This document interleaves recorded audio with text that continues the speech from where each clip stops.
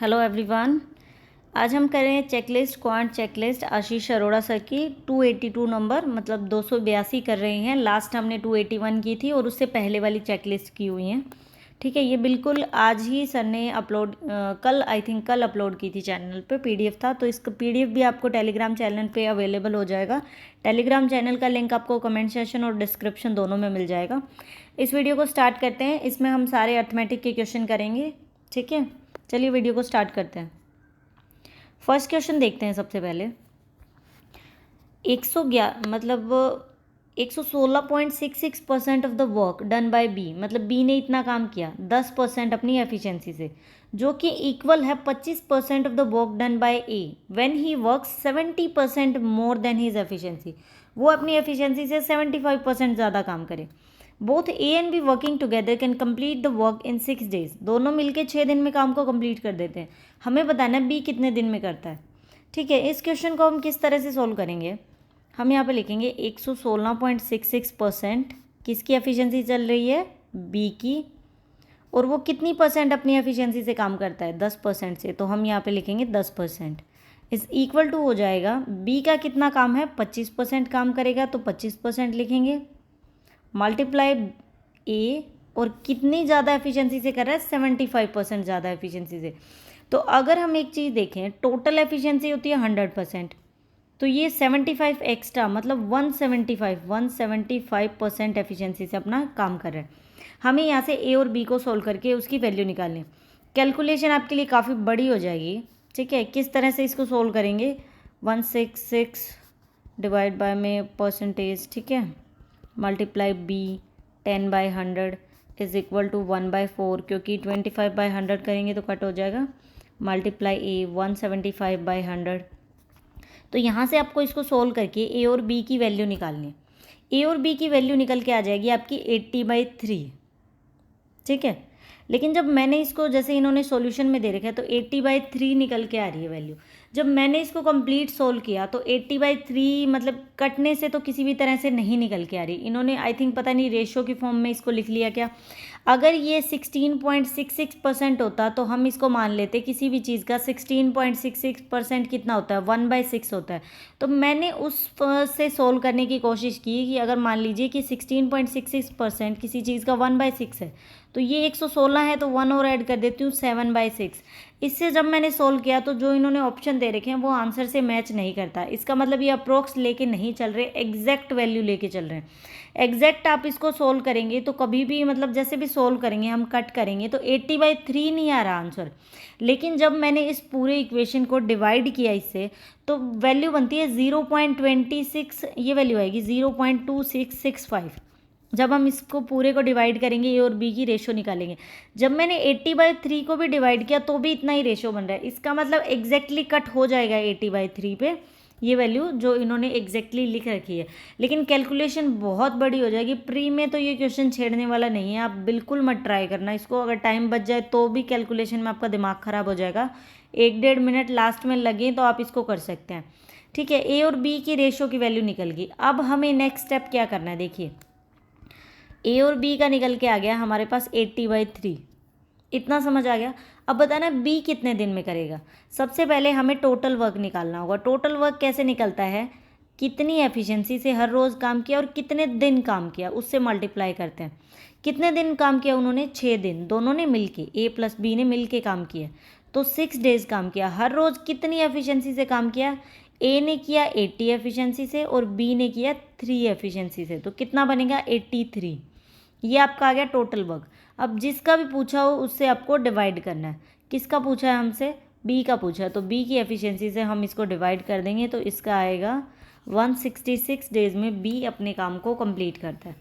अगला क्वेश्चन देखिए, काफ़ी ट्रिकी सा क्वेश्चन था, बड़ा क्वेश्चन था। इस तरह के एग्जाम में करने के नहीं होते, मेंस में हो तो हम ट्राई कर सकते हैं क्योंकि मेंस में हमारे पास टाइम ज़्यादा होता है। ठीक है, अगला क्वेश्चन देखिए, tap A can fill a tank in 15 hours। Tank A किसी मतलब पाइप ए है वो किसी टैंक को 15 घंटे में भरती है। टैप बी की बात करें तो वो 20 आवर्स में भरती है। कुछ लीकेज हो गई जिसकी वजह से क्या हुआ कि दोनों पाइप्स ऑन होने के बाद भी 30 आवर्स लगे इसको। इसका मतलब ए बी सी, लीकेज को हम सी मान लेते हैं। 30 आवर में टैंक फिल हुआ। आपको सबसे पहले इसका एलसीएम लेना है 60 एलसीएम। यहाँ पे हमेशा टोटल वर्क लिखा जाएगा, ठीक है। अगर बोले कि हाफ काम को 10 दिन में करता है तो हाफ नहीं, कंप्लीट 20 डेज में आएगा, वो लिखा जाएगा। यहाँ आएगी इनकी एफिशिएंसी। एफिशिएंसी कैसे निकालते हैं, ये आपका जो एलसीएम है इसको टोटल वर्क माना जाता है, इससे आपको इनका एक दिन का मतलब कितने दिन में काम कंप्लीट करते हैं उसको डिवाइड करना है। 60 को 15 से डिवाइड करेंगे 4 आ जाएगा आपके पास, इधर 3 एंड यहाँ पे 2। इट मीन्स दोनों की एफिशिएंसी कितनी है, 4 एंड 3 7 एफिशिएंसी से दोनों टैप्स पानी भर रही हैं, लेकिन बाद में जब लीकेज हो जाती है तो 2 ही एफिशिएंसी से काम होता है। इसका मतलब लीकेज की कैपेसिटी कितनी है, 5। इसका मतलब सी की कैपेसिटी 5 है, मतलब वो 5 कैपेसिटी से खाली कर रही है टैंक को, ठीक है। अब हमें बताना है कि अगर कंप्लीट टैंक भरा हुआ हो तो लीकेज उसको कितनी देर में खाली कर देंगे। तो हमें करना पड़ेगा टोटल वर्क और डिवाइड में जिसका भी पूछा है, जिसकी भी एफिशिएंसी पूछी है। टोटल वर्क कितना है आपका 60, पूछा किसके बारे में, सी के बारे में। सी की एफिशिएंसी कितनी है 5, इसका मतलब उनको 12 घंटे लगेंगे पूरे टैंक को खाली करने में, पाइप सी को, मतलब लीकेज को। थर्ड क्वेश्चन करते हैं, the profit made by the shopkeeper is 9.09% of the cost price and it is 20% of the discount. If the discount offered was 5% and the cost price of the article is 440, then find 25% of the mark price. सबसे पहले आप देख लीजिए CP कितना है, cost price है आपका 440 रुपये, प्रॉफिट हुआ है कॉस्ट प्राइस के ऊपर कितना 9.0% का, इतना समझ आ गया। अब ये चीज़ याद रखिए 9.09% कितना होता है किसी भी चीज़ का, 1/11, ये किसी चीज़ का 1/11 होता है, ठीक है। इतना क्लियर हो गया आपको यहाँ से। तो 1/11 है, इसका मतलब इसको प्रॉफिट हुआ है 1/11 का, मतलब अगर टोटल वैल्यू 11 है तो 1% का इसको प्रॉफिट हुआ है 11 में से। तो इसके लिए मुझे क्या करना पड़ेगा, जो सीपी है 44 उसको अगर मैं 11 से डिवाइड करूं और कितने रेशो का, अगर बोलता कि 2/11 का हुआ तो मैं 11 से तो डिवाइड करती और 2 से मल्टीप्लाई कर देती। अब 1 का हुआ है तो 1 से, इसका मतलब 40। इट मीन्स इसको प्रॉफिट कितना हुआ है, प्रॉफिट हुआ है 40 रुपये का। तो सेलिंग प्राइस क्या होता है आपका, सीपी प्लस प्रॉफिट। सीपी है 440 एंड 40 रुपये का प्रॉफिट हुआ है, इसका मतलब 480 रुपये इसका क्या है, सेलिंग प्राइस। यहाँ से क्लियर हो गया। अब इन्होंने बोला है कि जो profit made by the shopkeeper इतना है of the cost price and it is 20% of the discount. Profit 20% है डिस्काउंट का, इसका मतलब यहाँ पे आ गया प्रॉफिट, ये डिस्काउंट का 20% है, तो यहाँ पे डिस्काउंट है इसका 20%, ठीक है। And it is 20% of the discount, discount का 20% है। प्रॉफिट हमें पता है यहाँ से 40 रुपीज़ है, यहाँ से हम डिस्काउंट निकाल सकते हैं, कितने का डिस्काउंट दिया इसने, डिस्काउंट दिया है इसने 200 रुपये का, 200 रुपये का डिस्काउंट हो गया। डिस्काउंट किस पे दिया जाता है, मार्क प्राइस पे। और मार्क प्राइस कैसे निकलता है, जो भी इसका सेलिंग प्राइस है और जो उसने डिस्काउंट दे दिया वो आपका मार्क प्राइस होता है, ठीक है। तो यहाँ से मार्क प्राइस कितना निकलेगा, सेलिंग प्राइस आपका निकल के आया 480 और 200 का इसने डिस्काउंट दे दिया, इसका मतलब 680 रुपीज़ इसका मार्क प्राइस है। उसका 25%, 680 का 25%, 25/100 मतलब 1/4,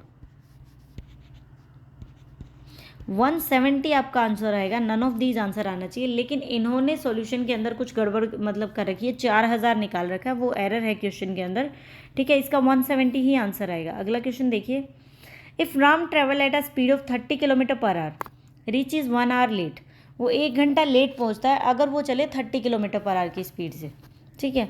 हम यहाँ पे मान लेते हैं कि अगर वो 30 km/h चले तो वो 1 घंटा लेट, जब भी कोई लेट पहुँचता है तो -1, अगर वो 40 km/h चले तो वो 2 घंटे पहले पहुँच जाता है। इसका मतलब ये टाइम मान लीजिए कि ये आपका टाइम है, ये एग्जैक्ट टाइम है। 30 के हिसाब से चला तो 1 घंटा पहले पहुँच गया, और अगर 40 के हिसाब से पहुँचा तो 2 घंटा लेट पहुँच गया।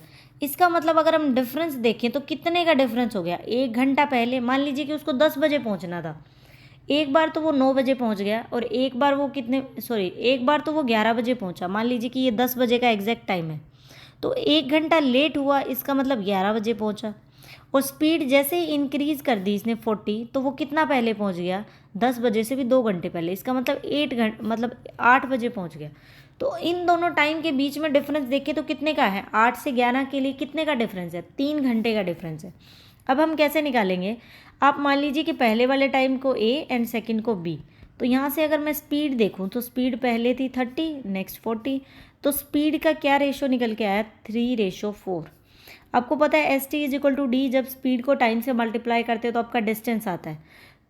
स्पीड और टाइम एक दूसरे के इन्वर्सली प्रोपोर्शनल है। स्पीड का ये रेशो है, टाइम का इन्वर्सली है, मतलब अपोजिट कर दीजिए, क्रॉस मल्टीप्लाई। ये आपका टाइम का रेशो आ गया। इन दोनों के बीच में कितने रेशो का डिफरेंस है, एक रेशो का डिफरेंस है, और वो कितने के इक्वल है आपको यहाँ से पता है। एक बार तो 1 घंटे लेट और एक बार 2 घंटे पहले, तो इसका मतलब 3 घंटे का डिफरेंस हुआ इन दोनों के बीच में। एक रेशो की वैल्यू 3R के इक्वल है। यहाँ से 4 रेशो की वैल्यू कितनी हो जाएगी, मल्टीप्लाई 3, इसका मतलब 30 की स्पीड पर उसको 12 घंटे लगते हैं और 40 की स्पीड पर उसको 9 घंटे लगते हैं। जब वो 30 की स्पीड पे चल रहा है तो इन्होंने क्या बोला कि वो 1 घंटा लेट पहुंचता है, इसका मतलब 12 बजे पहुंचा, इसका मतलब वो 1 घंटा लेट है। तो एग्जैक्ट टाइम क्या है आपका, एग्जैक्ट टाइम देखें तो एग्जैक्ट टाइम इसका मतलब 11 बजे था। 11 घंटे में पहुंचता तो एग्जैक्ट टाइम होता, क्योंकि 1 घंटे लेट हुआ। इसमें ये 2 घंटे पहले पहुंच गया था, इसका मतलब 9 बजे पहुंच गया। एग्जैक्ट पहुंचने के लिए उसको 2 घंटे बाद पहुंचना चाहिए, इसका मतलब 11 बजे पहुंचे तो वो सही टाइम पे पहुंचता है। ठीक है, अब बात आती है आगे कि अगर वो 11 घंटे में एग्जैक्ट टाइम पे पहुंचता है, इसके लिए हमें सबसे पहले स्पीड निकालनी पड़ेगी, क्योंकि बाद में बताया गया कि जो स्पीड है उसका अगर वो 11% के अकॉर्डिंग चले तो हमें 10 घंटे में उसका डिस्टेंस बताना है। सबसे पहले अगर हम यहाँ पर डिस्टेंस निकालें कि कितना डिस्टेंस उसने ट्रेवल किया, तो डिस्टेंस कैसे निकलता है, स्पीड और टाइम की मल्टीप्लाई। जो भी इक्वेशन लेनी है दोनों से निकाल के दिखाएंगे कि मतलब एग्जैक्ट स्पीड आएगी। सबसे पहले मान लीजिए कि 30 किलोमीटर स्पीड थी पर आवर, 1 घंटा लेट हो जाता है, इसका मतलब 11 एग्जैक्ट टाइम है, तो वो कितने घंटे चला होगा, 10 घंटे। तो इसको हम किससे मल्टीप्लाई करेंगे, sorry, reach is 1 hour late, मतलब 1 घंटा लेट पहुंचता है। 11 बजे पहुंचना था, 12 बजे पहुंचता है, तो 12 से मल्टीप्लाई करेंगे 360, ये हमारा डिस्टेंस आ गया।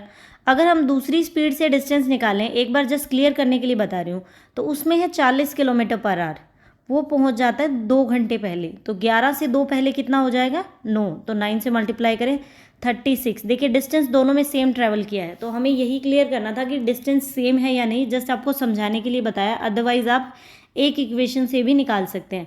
यहाँ से हमें डिस्टेंस पता लग गया। ठीक है, डिस्टेंस है आपका 360। हमें निकालनी है स्पीड। स्पीड कैसे निकलती है, डिस्टेंस बाय में टाइम। डिस्टेंस है आपका 360, टाइम आप जो भी लेना चाहते हैं वो ले सकते हैं।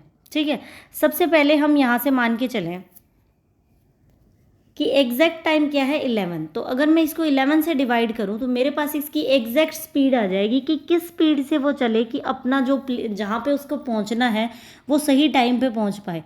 तो यहाँ से आपकी स्पीड आ गई। अब नेक्स्ट के अंदर इसने पूछा है कि वो अपनी स्पीड का 11% चले 10 घंटे में कितना डिस्टेंस ट्रेवल करेगा। स्पीड और टाइम की मल्टीप्लाई करने से आपका डिस्टेंस आ जाता है। स्पीड हमें पता है इतनी है, तो स्पीड है 360/11, इसका 11% चलना है उसको, तो 11/100 कितना टाइम लगेगा, टाइम है उसका 10 आवर्स, तो 10 से मल्टीप्लाई करेंगे हमारे पास डिस्टेंस निकल के आ जाएगा। ठीक है, डिस्टेंस निकालते हैं यहाँ से 36 किलोमीटर, वो अपनी स्पीड का 11% चल के 10 घंटे में 36 किलोमीटर तक का डिस्टेंस ट्रेवल कर लेगा। तो ये हमारा आंसर था। अगला क्वेश्चन देखते हैं, 5th। ये भी बोट एंड स्ट्रीम का क्वेश्चन है। S T is equal to d लिख लिया हमने। The speed of a boat, boat की स्पीड हमें कितनी दे रखी है, 5 किलोमीटर। ठीक है, बोट की स्पीड है आपके पास 5 किलोमीटर और स्ट्रीम की स्पीड कितनी है, 3 kilometre. Find the time taken by it to cover a distance of 72 kilometre down stream and 36 kilometre up stream. हमें बताना है कि अगर वो डाउन स्ट्रीम 72 किलोमीटर जाता है तो कितना टाइम लगेगा, एंड 36 किलोमीटर अप स्ट्रीम, दोनों का टाइम ऐड करके बताना है। टोटल टाइम पूछा है ना। सबसे पहले आप ये जान लीजिए कि अगर आपने बाकी वीडियोज़ देखे होंगे तो आपको पता होगा कि डाउन स्ट्रीम क्या होती है। बोट एंड स्ट्रीम का एक कंप्लीट चैप्टर भी करवाया मैंने 1.5 घंटे का, राकेश यादव सर की बुक से, वीडियो है चैनल पे, आप वो भी देख सकते हैं। अदरवाइज बाकी जो चेकलिस्ट है उसमें भी एक्सप्लेन किया है। डाउन स्ट्रीम में क्या होता है कि मान लीजिए कि बोट इस डायरेक्शन में जा रही है, तो पानी की जो स्पीड है, जो पानी का बहाव है, वो भी मतलब फ्लो ऑफ वाटर भी सेम डायरेक्शन में है। तो इससे क्या होगा कि दोनों की स्पीड आपकी ऐड हो जाएगी, क्योंकि बोट जितनी स्पीड में, मान लीजिए कि बोट 10 किलोमीटर पर आवर चल रही है और वाटर का फ्लो है 1 किलोमीटर, तो 10 और 1 दोनों ऐड हो जाएंगे। ये होता है आपका डाउन स्ट्रीम। और अप स्ट्रीम में क्या होता है, अप स्ट्रीम में मान लीजिए बोट इस डायरेक्शन में जा रही है और पानी अपोजिट डायरेक्शन में है, तो उससे क्या होगा कि वाटर की स्पीड पानी के बहाव की वजह से कम हो जाएगी। इसका मतलब बोट की स्पीड में से पानी की स्पीड अपस्ट्रीम में सब्ट्रैक्ट होती है और डाउनस्ट्रीम में क्या होता है, ऐड हो जाती है। बस आपको ये चीज़ें याद रखनी है, ऐड क्यों होती है, सब्ट्रैक्ट क्यों होती है, आपको समझ आ गया। अब हम देखते हैं कि स्पीड को टाइम से मल्टीप्लाई करने पे आपका डिस्टेंस आ जाता है। हमें क्या निकालना है, टाइम। तो टाइम कैसे निकलेगा, डिस्टेंस बाय में स्पीड। डिस्टेंस कितना है डाउनस्ट्रीम, 72 किलोमीटर। डाउनस्ट्रीम में क्या होता है, बोट की स्पीड और पानी की स्पीड ऐड हो जाती है। 5 और 3 कितने हो जाएंगे, 8। और नेक्स्ट आपका 36 किलोमीटर अपस्ट्रीम। अपस्ट्रीम में क्या होता है, बोट एंड स्ट्रीम की स्पीड माइनस हो जाती है। तो 5 में से 3 को सब्ट्रैक्ट करेंगे, कितना बचेगा आपके पास, 2। यहाँ से इसको 9 घंटे लगेंगे एंड इसको कितने टाइम लगेगा, 18। इसका मतलब टोटल 27 आवर के अंदर वो आपका अपस्ट्रीम और डाउनस्ट्रीम दोनों डिस्टेंस को कवर कर देगी। अगला क्वेश्चन देखिए, in a school 45% of the students are boys and rest are the girls. ठीक है, 80% ऑफ द बॉयज़ पास हो गए and 90% of the girls pass in the examination. If the number of the student who fail in the examination, जो number of student fail हुए हैं examination के अंदर, उनकी टोटल हमें वैल्यू दे रखी है, परसेंटेज की फॉर्म में नहीं, एग्जैक्ट वैल्यू की फॉर्म में, 87। आपको बताना है कि टोटल नंबर ऑफ स्टूडेंट कितने थे स्कूल में। इसको हम किस तरह से सोल्व करेंगे, यहाँ पे लिख लेते हैं बॉयज़ और यहाँ पे आगे गर्ल्स। ठीक है, सबसे पहले क्या चीज़ है, बॉयज़ आपके कितने दे रखे हैं, 45% आर बॉयज़। अगर किसी चीज़ का 45% बॉयज़ हैं, टोटल मान लेते कि 100 है, उसमें से 45% कौन है, बॉयज़। गर्ल्स कितनी बच गई, 100 में से 45 सब्ट्रैक्ट किया, कितना रह गए, 55। तो 55% है गर्ल्स एंड 45% है बॉयज़। उसके बाद 80% ऑफ द बॉयज़ पास हो गए हैं। ठीक है, अगर हम यहाँ पे माने कि 80% बॉयज़ पास हो गए, इसका मतलब फेल कितने हुए हैं, 20%।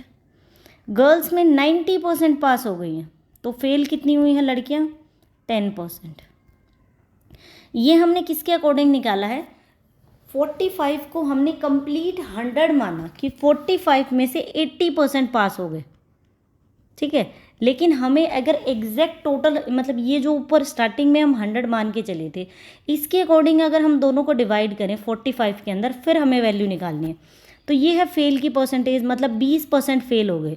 तो अगर मैं निकालूं कि 45% का, ठीक है, नॉर्मल परसेंटेज लिखते हैं, मान लेते हैं कि 100 है, 45% का मुझे 20% निकालना है, तो कितना निकल के आएगा, 5 और ये हो जाएगा 9। इसका मतलब 45 में से 9%, अगर हम टोटल 100 का माने तो 9% आपके फेल हो गए। तो पास कितनी लड़कियां हुई हैं, 45 में से 9 को सब्ट्रैक्ट करेंगे, कितने बच जाएंगे, 36। इसका मतलब 36% बॉयज़ पास हुए हैं। तो हमने क्या किया, इस 45 को 36 एंड 9 की रेशो में डिवाइड कर दिया, ताकि हमें 100 में से पता चल जाए कि 36% बॉयज़ टोटल में से पास हुए हैं, टोटल स्टूडेंट्स में से। ऐसे ही हम गर्ल्स का निकालते हैं। गर्ल्स का कैसे निकालेंगे, 55% का 10% अगर मुझे निकालना है तो कैसे निकलेगा, 10/100। तो यहाँ से कितना बनेगा, 5.5%। इसका मतलब लड़कियाँ फेल हो गई, 5.5%। अब 55 में से 5.5 सब्ट्रैक्ट करेंगे तो 49.5, इसका मतलब पास हुई। टोटल हमने 100 में इन चीज़ों को डिवाइड कर दिया। ठीक है, 100 में ये चीज़ें डिवाइड हो गई। अब आपको क्या निकालना है, अब है कि जो टोटल बॉयज़ और गर्ल्स जो पास मतलब फेल हुए हैं वो है 87। कितने फेल हुए हैं, बॉयज़ 9% और गर्ल्स कितनी है आपके पास, गर्ल्स 5.5%। तो टोटल कितने हो गए, 9 + 5.5 कितना परसेंट बनता है आपका, 14.5%। इसका मतलब टोटल स्टूडेंट्स में से, टोटल 100% स्टूडेंट्स में से 14.5% फेल हुए हैं। तो किसी भी चीज़ का अगर 14.5% हम निकालें, वो है 87 के इक्वल, तो टोटल वैल्यू कितने के इक्वल आएगी, डिवाइड में ये 100 हो जाएगा एंड 14.5 और 10 ऊपर आ जाएगा। जब हम इसको ओपन करेंगे, 5 से कट करें तो 2 और ये हो जाएगा 9। ठीक है, 29। इसको कट करेंगे, ये 3 पे एग्जैक्ट कट हो जाएगा, मतलब 3 आ गया यहाँ पे। 600 स्टूडेंट्स टोटल स्कूल के अंदर कितने स्टूडेंट थे, 600 स्टूडेंट थे। तो इसको इस तरह से निकालना है। आई होप आपको समझ आ गया होगा। ठीक है, नेक्स्ट क्वेश्चन करते हैं। 7th, the ratio of ages of A and B. A और बी का रेशियो दे रखा है कितना, 5:12। After 14 years the ratio of the ages become 12 and 9। 14 years के बाद क्या रेशियो बनता है, 12 and 19। ये जो इन्होंने दे रखा है ये प्रेजेंट का रेशियो है, मतलब जो अभी उनकी एज है। 14 ईयर्स के बाद 12:9। हमें क्या बताना है, then find the sum of their ages 7 years from now, मतलब प्रेजेंट से लेके 7 साल बाद उनकी कितनी एज होगी, हमें वो निकालना है। कैसे सोल्व करेंगे इसको, सबसे पहले आपको क्या देखना होता है, ये डिफरेंस देखना होता है। डिफरेंस कितना है 7, यहाँ पे भी डिफरेंस कितना है 7, डिफरेंस सेम है, यहाँ पे डिफरेंस सेम है, इसलिए हमें कुछ करने की ज़रूरत नहीं है। अदरवाइज डिफरेंस सेम नहीं होता तो क्रॉस मल्टीप्लाई करके डिफरेंस सेम करना पड़ता। ये सेम है तो इसको छोड़ो, ये डिफरेंस देखो अब आप कितना है, ये डिफरेंस भी आपके पास 7 है। इट मीन्स 7 रेशो की वैल्यू किसके इक्वल है, जितने भी ईयर का गैप होता है बीच में उसके इक्वल आती है। तो 1 रेशो की वैल्यू किसके इक्वल हो जाएगी, 14 डिवाइड बाय में 7 इज इक्वल टू 2, मतलब 1 रेशो की वैल्यू आपके पास किसके इक्वल है, 2 के इक्वल है। तो इनकी अगर मुझे एग्जैक्ट एज निकालनी है ए और बी की, तो वो कैसे निकल के आएगी आपके पास, ये 5x है तो जब 2 से मल्टीप्लाई करेंगे तो इसकी एज हो जाएगी 10 और बी की हो जाएगी 24। 7 ईयर बाद पूछा है तो 7 ईयर बाद ये हो जाएगा 17 का, एंड ये कितने ईयर की हो जाएगी 31। 17 प्लस 31 दोनों को हमें ऐड करना है तो कितना बनेगा 48। 48 ईयर्स इन दोनों का सम आएगा। ठीक है, नेक्स्ट क्वेश्चन देखिए। Ramesh invested Rs 10,000 at 10% compound interest for 2 years and he also invested 15,000 at 20% simple interest for 2 year। हमें बताना है कि the interest earn by him after 2 years, 2 साल के बाद टोटल कितना इंटरेस्ट हुआ। सबसे पहले हम निकाल लेते हैं कंपाउंड इंटरेस्ट में कितना इंटरेस्ट आया, उसका वैल्यू है 10,000 रुपये। ठीक है, पहले आप सिंपल इंटरेस्ट का ही निकाल लीजिए। सिंपल इंटरेस्ट में है 15,000 रुपये, 20%। इंटरेस्ट कैसे निकलता है, principal rate into time divide by 100, ये फॉर्मूला यूज़ करते हैं। प्रिंसिपल है 15,000, रेट कितनी है 20, टाइम कितना है 2 एंड डिवाइड बाय में 100, कितना बनेगा आपके पास। ठीक है, टोटल इसको हमें इससे मल्टीप्लाई करना है तो सिंपल इंटरेस्ट आपका बनेगा 6,000। सिंपल इंटरेस्ट निकल के आ गया। अब जस्ट आपको कंपाउंड इंटरेस्ट निकालना है और दोनों को ऐड करना है। कंपाउंड इंटरेस्ट कैसे निकल के आएगा, कंपाउंड इंटरेस्ट में प्रिंसिपल है 10,000। जब भी कंपाउंड इंटरेस्ट 2 ईयर का दे रखा हो आप बहुत इजीली निकाल सकते हो। कैसे, आपको रेट और टाइम को दोनों को कंबाइन करके यहाँ पे लिखना होता है डिवाइड में 100। कैसे, जो भी रेट है, मान लीजिए कि 10% है तो उसका हमें स्क्वायर करना है, और नहीं सॉरी, जो भी रेट है उसको 2 से मल्टीप्लाई करना है, फिर रेट का स्क्वायर देन डिवाइड बाय 100। जब रेट 10 है तो 10 से डिवाइड करेंगे कितना आ जाएगा 20, एंड 10 का स्क्वायर कितना होगा आपके पास डिवाइड बाय में 100। 20 plus 1 is equal to 21। Total rate and time आ गया, यहाँ पे जस्ट आपको 21 लिखना है। ठीक है, कितना हो जाएगा 2100 रुपये आपका क्या आ गया कंपाउंड इंटरेस्ट। अब हमें टोटल इंटरेस्ट निकालना है तो 6,000 प्लस कितना बन जाएगा आपके पास 8100 रुपये, बी हमारा आंसर आएगा। अगला क्वेश्चन देखिए। A and B enter into a partnership, A और बी पार्टनरशिप के अंदर एंटर करते हैं, कितना 1,600 रुपये डाले इसने 2,400। उसके बाद सी एंटर करता है 6 महीने के बाद 1,200 इन्वेस्टमेंट के साथ। टोटल टाइम हुआ है उनका 2 ईयर्स, इसका मतलब ये मंथ में दे रखा है तो हम 2 साल में 24 मंथ होते हैं, तो यहाँ पे सबसे पहले इन्वेस्टमेंट होती है आपकी, फिर टाइम होता है, देन फिर आपका प्रॉफिट का रेशो आता है। टाइम 24। ये 6 महीने बाद सी ने कितने टाइम के बाद ज्वाइन किया, आफ्टर 6 मंथ, तो हम 2 ईयर्स में से क्या करेंगे 6 मंथ सब्ट्रैक्ट कर देंगे तो इसका टाइम होगा 18।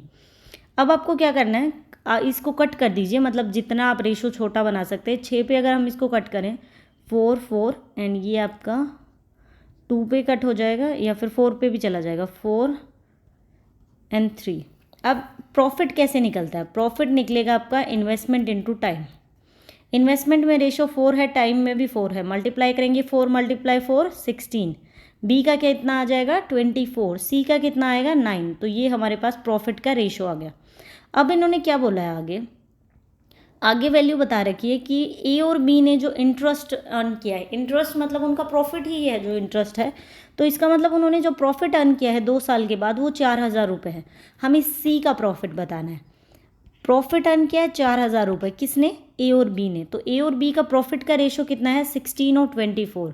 तो हम क्या करें 16 और 24 दोनों को ऐड कर लेते हैं। हमें क्या करना है 16 और 24 को ऐड करना है, तो आपके पास वैल्यू आएगी कितनी 40। इसका मतलब इनका रेशो है 40। ये 4,000 रुपये 40 के इक्वल है क्योंकि दोनों का प्रॉफिट का रेशो है। एक रेशो की वैल्यू कितनी आ जाएगी 100। एक रेशो की वैल्यू आपके पास 100 आ गई 1 रेशो की। अब हमें सी का निकालना है, सी की क्या है 9x। एक्स की वैल्यू है 100, तो 9 से मल्टीप्लाई करेंगे तो सी का प्रॉफिट का रेशो कितना है, 900 रुपये। अगर ए कार्ड अलग से पूछता तो 16 से मल्टीप्लाई करते 1600, और बी का पूछता तो 2400 रुपये। अगला क्वेश्चन देखिए, the length of the rectangle is equal to the side of square, जिसका एरिया इतना दे रखा है। अगर जो ब्रेथ है रेक्टेंगल की वो 6 मोर देन है उसकी लेंथ से, हमें पेरीमीटर निकालना है। सबसे पहले तो आप ये देखिए कि स्क्वायर का एरिया दे रखा है आपको कितना, 361। जो साइड ऑफ स्क्वायर है, यहाँ से साइड ऑफ स्क्वायर कैसे निकलेगी, स्क्वायर का एरिया कैसे होता है, ए स्क्वायर होता है, ठीक है। इसका मतलब ये किस चीज़ का स्क्वायर है, ये 19 का स्क्वायर है, तो साइड हो जाएगी स्क्वायर की 19। वो किसके इक्वल है, लेंथ ऑफ रेक्टेंगल के। तो इसका मतलब रेक्टेंगल की लेंथ कितनी हो गई आपके पास, अगर हमें लेंथ निकालनी है तो 19। जो ब्रेथ दे रखी है वो 19, 6 ज़्यादा है उससे, तो 19 में 6 ऐड कर देते, कितना होगा, 25। अब आपको निकालना है पेरीमीटर ऑफ रेक्टेंगल। पेरीमीटर का क्या फॉर्मूला होता है रेक्टेंगल का, 2l + b। इसका मतलब लेंथ है आपकी 19 और ब्रेथ है आपकी 25, ठीक है। हमें इनको ऐड करना है 19 और 25 को, कितना बनेगा आपके पास, 44। तो 2 को मल्टीप्लाई करना है आपको 44 से, आंसर होगा 88। इट मीन्स रेक्टेंगल का जो पेरीमीटर है वो कितना है, 88। नेक्स्ट क्वेश्चन देखिए, total surface area of a sphere. Sphere का क्या है, टोटल सरफेस एरिया हमें दे रखा है। Radius of the sphere is equal to the radius of the cylinder, और सिलेंडर की हाइट दे रखी है। हमें क्या निकालना है, वॉल्यूम ऑफ द सिलेंडर। सबसे पहले आप ये देखिए कि जो सरफेस एरिया है,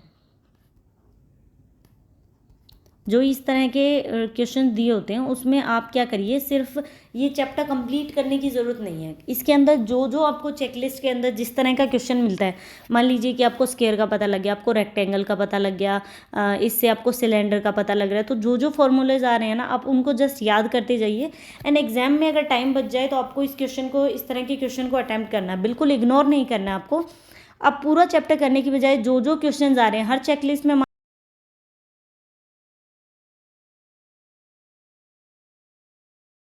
इस तरह के क्वेश्चन में आपको क्या करना है, जो भी आपको मिलते रहे, जो जिस तरह के क्वेश्चन आप करते रहिए इस चैप्टर से रिलेटेड, इसको डिटेल में पढ़ने की ज़रूरत नहीं है। सबसे पहले टोटल सरफेस एरिया दे रखा है, ठीक है। टोटल सरफेस एरिया किसका, स्फीयर का। क्या होता है टोटल सरफेस एरिया, 4πr², जिसकी हमें वैल्यू दे रखी कितनी, इज इक्वल टू 5544। यहाँ से हम r की वैल्यू निकाल लेंगे, जो किसके इक्वल है, रेडियस ऑफ सिलेंडर के इक्वल। कैसे निकलेगी, पाई की वैल्यू होती है 22/7 इज इक्वल टू r²। ये वैल्यू इसके इक्वल है। हमें r² निकालना है, तो ये सारी वैल्यू इधर मल्टीप्लाई हो जाएंगी, 4 × 22, 11 पे कट करेंगे तो 504, एंड देन फिर आपको इसको 4 पे ही कट करना है। 4 पे कट करें तो इसका कितना आंसर बनेगा हमारे पास, 63 पे चला जाएगा, 441। r² is equal to 441। 441 किसका स्क्वायर होता है, 21 का। इसका मतलब रेडियस कितनी आ गई आपकी, 21। रेडियस हमें 21 पता लगी। हाइट कितनी है, 3 सेंटीमीटर। हमें निकालना volume of cylinder. Volume of cylinder क्या होती है, πr² h। पाई की जगह हम पुट करेंगे 22/7। r की वैल्यू कितनी है, 21, 21, 21, और हाइट कितनी है, 3। तो इस पे कट करेंगे, ठीक है, 3 पे कट हो जाएगा। आपको इसको जस्ट मल्टीप्लाई करना है, आपके पास आंसर आएगा 4158। बी हमारा आंसर होगा। अगला क्वेश्चन देखते हैं, the sum of the price of 3 pen और 2 पेंसिल। जब भी एंड लिखा होता है मतलब दोनों का ऐड किया हुआ, और लिख दें तो अलग अलग प्राइस होता है, इज इक्वल टू 120। उसके बाद है 7 पेन और 4 पेंसिल के बीच का डिफरेंस किसके इक्वल है, 20 के इक्वल। आपको निकालना है एक प्राइस निकालना है एक पेन और एक पेंसिल का। सबसे पहले अगर हम इसको कट करें तो ना तो पेन मैच कर रहे हैं ना पेंसिल। अगर मैं यहाँ पे 4 पेंसिल हो तो माइनस और प्लस कट हो सकता है। इसका मतलब इस पूरी इक्वेशन को 2 से मल्टीप्लाई कर देते हैं। यहाँ हो जाएगा 6 पेन, इधर 4 पेंसिल, एंड यहाँ हो जाएगा आपका 240। अब देखिए माइनस और प्लस दोनों कट हो गए, इनको हमें ऐड करना है, ठीक है। 6 और 7 कितने हो जाएंगे, 13 पेन इज इक्वल टू 260। तो 1 पेन का प्राइस कितना आ जाएगा, 260 divide by 13 is equal to 20। 1 pen का प्राइस हमारे पास 20 आ गया। अब हमें निकालना पेंसिल का प्राइस। पेंसिल का प्राइस कैसे निकालें, यहाँ पे हम चाहे इस इक्वेशन में पुट कर लो। 3 पेन है तो 3 से मल्टीप्लाई करेंगे 20 की, plus 2 pencil is equal to 120। यहाँ पे हो जाएगा 60, 60 उधर जाके माइनस में, तो 2 pencil is equal to 60। 1 pencil कितनी आ जाएगी, 2 से डिवाइड किया 30, तो 1 पेंसिल है 30, 1 पेन है 20, दोनों को ऐड करेंगे 20 + 30 कितना हो जाएगा 50, मतलब 1 पेंसिल और 1 पेन का प्राइस कितना हो जाएगा 50, तो बी हमारा आंसर है। नेक्स्ट क्वेश्चन देखिए, 3 कॉइन्स आर टोस्ट, 3 कॉइन को टोस्ट किया गया, हमें बताना है पॉसिबिलिटी ऑफ गेटिंग एटलीस्ट 2 नील। सबसे पहले हमें जो भी पॉसिबिलिटीज़ आती हैं, जैसे एटलीस्ट हमें 2 टेल्स चाहिए, तो वो यहाँ पे लिखेंगे। डिवाइड में क्या होता है, टोटल आउटकम, टोटल आउटकम वो कैसे निकलती है आपकी टोटल आउटकम। अगर 3 कॉइन्स को टॉस किया गया है, आप देखिए एक कॉइन के ऊपर कितनी पॉसिबिलिटी होती है, या तो हेड आ सकता है या टेल आ सकता है, तो 2 पॉसिबिलिटी होंगी। कितने कॉइन उछाले गए उससे क्यूब कर दो उसकी। अगर 3 कॉइन उछाले गए तो 3 करेंगे, अगर 2 है तो स्क्वायर करेंगे, 4 है तो उसकी पावर 4 कर देंगे, तो कितना बनेगा आपके पास 8। इट मीन्स हमें डिवाइड तो करना है 8 से। अब यहाँ पे जो भी पॉसिबिलिटीज़ आए, यहाँ आती है आपकी पॉसिबिलिटीज़, जो भी पॉसिबिलिटीज़ आए उससे हमें यहाँ पे वैल्यू आएगी। अब एटलीस्ट 2 टेल होने चाहिए। एटलीस्ट का मतलब होता है कि 2 तो होने ही चाहिए, एग्जैक्ट 2 तो होने ही चाहिए, 3 भी हो सकते हैं लेकिन 2 से कम नहीं होने चाहिए, ये मतलब होता है आपका एटलीस्ट का। अगर हमें 2 टेल चाहिए तो मान लेते हैं कि शुरू में 2 टेल आ गए। जब भी ये बोल रखा हो ना कि 2 टेल या फिर 2 हेड, तो पॉसिबिलिटीज़ हमेशा 4 ही बनती हैं। कैसे, जो भी एक चीज़ है हेड, मान लीजिए कि हेड को हमने ही पहले यहाँ पे लिख दिया, तीसरे नंबर पे हेड आया, एक बार हम बीच में हेड लिख लेते हैं, एक बार हम शुरू में हेड लिख देते हैं, तो 3 पॉसिबिलिटीज़ तो ये बन गई। 2 एटलीस्ट 2 आने चाहिए, ठीक है, इसका मतलब 3 भी आ सकते हैं, 2 से कम नहीं होने चाहिए पर 3 भी तो हो सकते हैं, इसका मतलब 4 पॉसिबिलिटीज़ आपके पास बनेंगी। तो हमें 4 यहाँ लिखना है, कितना आएगा 1/2 हमारे पास टोटल पॉसिबिलिटीज़ बनेंगी। नेक्स्ट क्वेश्चन देखिए, 3 man can complete a work, 3 man किसी काम को 14 डेज में करते हैं, 7 वुमेन उस काम को 9 डेज में करते हैं। 1 मैन कितने दिन में करेगा, 14 × 3 कितना आ जाएगा आपके पास, हमें जस्ट इसको मल्टीप्लाई करना है, और यहाँ पे 1 मैन का निकलेगा 1 वुमेन का, तो 9 × 7, तो 1 वुमेन आ जाएगा 63 और 1 मैन अगर हम निकालें तो बनेगा आपके पास 42। इतना आपको क्लियर हो गया, ठीक है, 1 मैन का एंड 1 वुमेन का। अब हमें मैन और वुमेन के बीच में रेशियो निकालना पड़ेगा।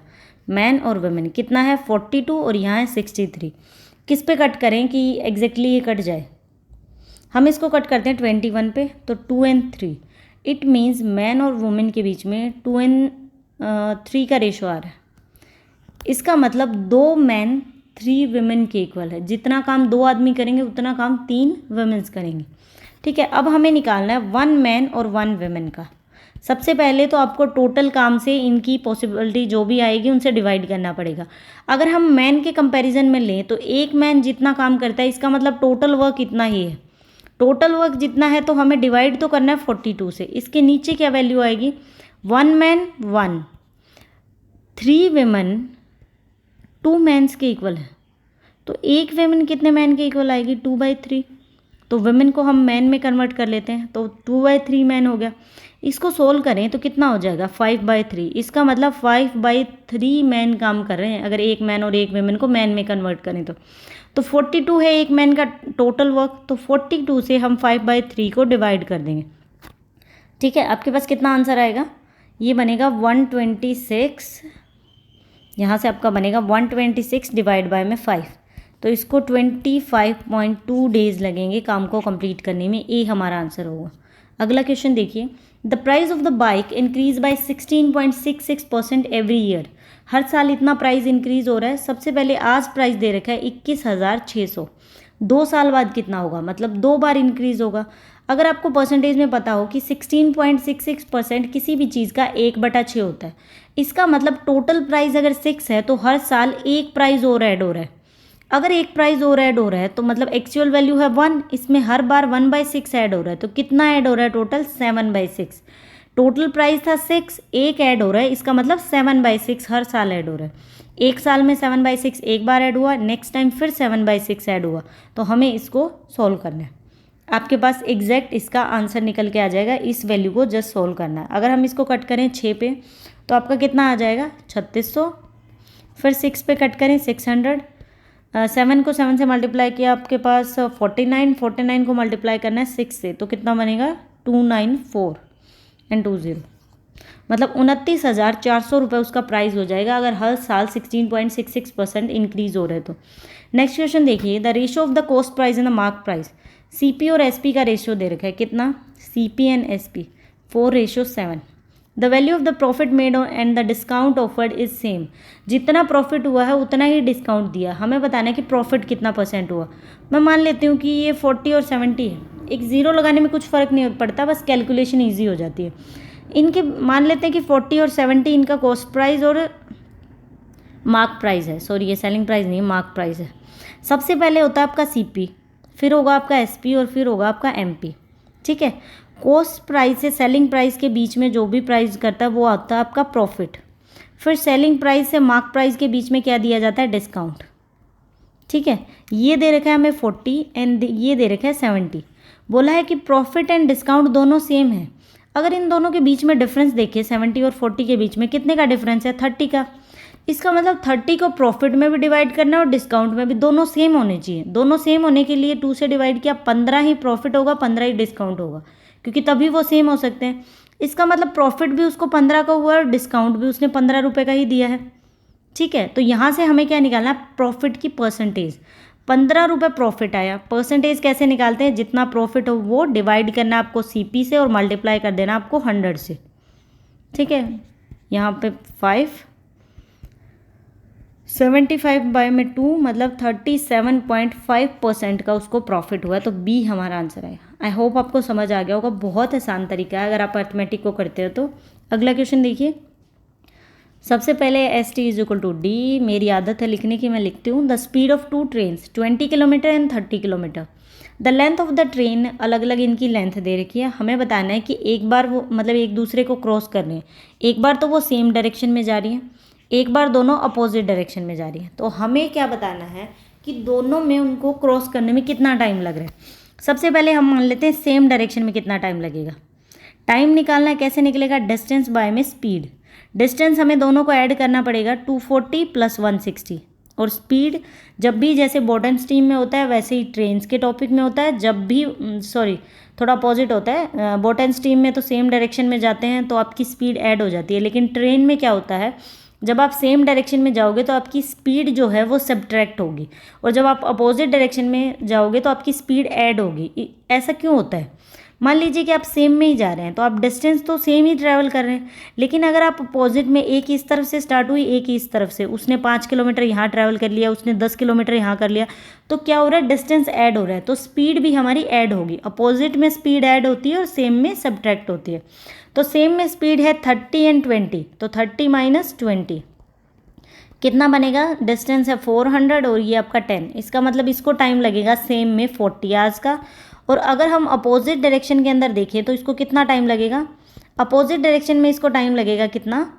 400, क्योंकि ये डिस्टेंस है हमारा, और स्पीड 30 और 20 दोनों ऐड करेंगे 50 हो जाएगा। 8 आवर्स लगेंगे। टोटल कितना टाइम लगा? 40 + 8 = 48 आवर्स इसको लगे। बी हमारा आंसर। अगला क्वेश्चन देखिए, Ankit can travel a distance of 240 kilometre in 4 hour. ठीक है, if he travel for 3 hours by increasing his original speed by 10% and travel 2 hours by decreasing his speed by 20%, हमें total distance निकालना है। सबसे पहले हमें यहाँ से अंकित की स्पीड मिल सकती है, एक्चुअल कितनी स्पीड होती है, डिस्टेंस बाय में टाइम। उसने 240 किलोमीटर का डिस्टेंस 4 घंटे में ट्रैवल किया, इसका मतलब 60 किलोमीटर पर आवर उसकी एक्चुअल स्पीड है। अब उसने बोला कि वो 3 घंटे ट्रैवल करे, डिस्टेंस होता है आपका स्पीड एंड टाइम, अपनी ओरिजिनल स्पीड से 10% बढ़ा दे। इसका मतलब उसकी 60 थी स्पीड, उसका 10% इंक्रीज, मतलब 110/100 ये है आपकी स्पीड। टाइम लगेगा उसको 3 घंटे का, तो कितना टाइम लगा यहाँ से? 33 को हमें मल्टीप्लाई करना है किससे? 6 से, 198। तो उसने कितना डिस्टेंस ट्रैवल किया? 198 किलोमीटर का। दूसरी बार क्या हुआ? डिस्टेंस उसने बोला 2 घंटे का टाइम लगेगा, लेकिन स्पीड 20% डिक्रीज होगी। एक्चुअल थी 60, 20% डिक्रीज हुई, इसका मतलब 80%। और कितना टाइम? 2 आवर्स का। तो अब हमें क्या निकालना है? कितना डिस्टेंस इसने नेक्स्ट टाइम ट्रैवल किया। नेक्स्ट टाइम इसने 96 डिस्टेंस का ट्रैवल किया। अब हमें टोटल डिस्टेंस बताना है। 198 + 96 = 294, 294 किलोमीटर का डिस्टेंस इसने टोटल ट्रैवल किया है। अगला क्वेश्चन देखिए, article P N Q R sold at 10% profit and 15% profit.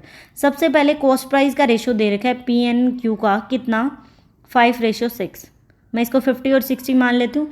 कई बार जीरो लगाने से कैलकुलेशन ईजी हो जाती है, बिकॉज आपको ज़्यादा फ्रैक्शन की फॉर्म में वैल्यू नहीं आती, ज़्यादा पॉइंट्स में वैल्यू नहीं आती।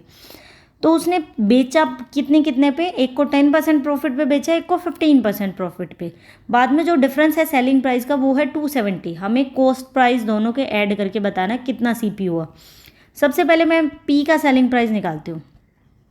सेलिंग प्राइस कैसे निकलेगा, 50 है कॉस्ट प्राइस और 10% प्रॉफिट पे बेचा, मतलब 10% मतलब 110/100। तो कितना आंसर आया, उसने 55 रुपीज़ की वो चीज़ बेच दी।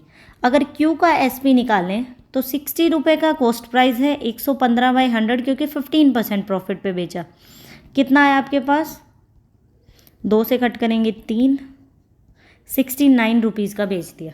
सेलिंग प्राइस के बीच का डिफरेंस है 270, इसका मतलब 69 और 55 कितना बचा आपके पास, 14। इसका मतलब 14x की वैल्यू किसके इक्वल है, 210 के इक्वल। यहाँ से एक रेशो की वैल्यू कितनी आ जाएगी, 270 डिवाइड बाय में 14। किसी पे कट नहीं होगा, ये एक रेशो की वैल्यू इतनी आई है। ये हम इसको 50x और 60x अज्यूम कर लेते हैं, तो एक x की वैल्यू 270/14 आई है, तो हमें मल्टीप्लाई करना है 60 एंड 50 110 से। तो ये हमारे पास टोटल किसकी वैल्यू आ जाएगी, sum of cost price. Cost price की वैल्यू आ जाएगी आपके पास 1350 डिवाइड बाय में 7, 29700 डिवाइड बाय में 14। जब इसको मल्टीप्लाई करते हैं, ठीक है, उसके बाद अगर आप इसको एग्जैक्टली कट करते हैं तो पॉइंट्स में जाएगा, ये इतना आंसर आ सकता है इसका, मतलब 2121.42। लेकिन इन्होंने क्या आंसर दे रखा है, जब हम इसको, ये एग्जैक्ट सही है मैंने जो सोल्व किया, इन्होंने सॉल्यूशन के अंदर आंसर दे रखा है 3300। इन्होंने कैसे निकाला है, थोड़ी सी कैलकुलेशन में इन्होंने गड़बड़ कर दी। अगर यहाँ 20% प्रॉफिट होता ना तो 60 आ जाता आपका, मतलब वो 50 रुपये की चीज़ 60 की बेचता और दूसरा 69 की बेचता, तो 9 रेशो का वैल्यू हो जाता 270 के इक्वल। तो x की वैल्यू ये इस पे एग्जैक्टली कट हो जाता, तो 30 आ जाती, और हमें 6 और 5 11 से मल्टीप्लाई करते तो 3300 एग्जैक्ट आंसर आ जाता।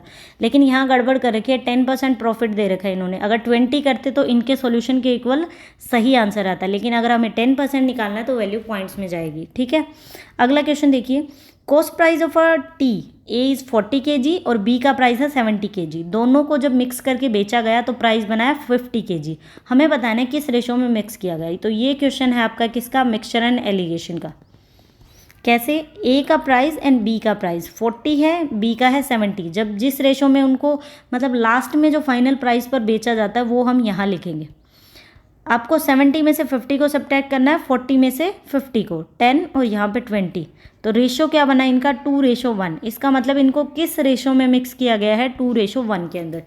तो यहाँ हमारी वीडियो कंप्लीट होती है। 20 क्वेश्चन थे। ये आपकी चेकलिस्ट कौन सा नंबर था, 282, और ये कल ही चेकलिस्ट आई है। अगर हम देखें कि 10 अप्रैल या 11 अप्रैल के करीब 2023 बिल्कुल करंट चेकलिस्ट है। बाकी स्टार्टिंग से भी करवा रही थी, लेकिन अब मुझे लगा कि करंट से पीछे तक चलते हैं ताकि आपकी यहाँ की भी जो एक्चुअल अभी जो चेकलिस्ट चल रही है वो भी कंप्लीट होती चले और पीछे की भी। आप जस्ट चेकलिस्ट को सोल्व करिए, बहुत अच्छा आपका अर्थमेटिक हो जाएगा। एंड मुझे बहुत ज़्यादा बेनिफिट हुआ मेरे एग्ज़ाम क्रैक करने में। मुझे मेंस में भी अच्छे नंबर आए हैं, IBPS PO RRB PO सब बहुत अच्छा गया है। अर्थमेटिक सिर्फ चेकलिस्ट की वजह से अच्छा हुआ है। तो आप वीडियोज़ को देखिए। Thank you for watching the video.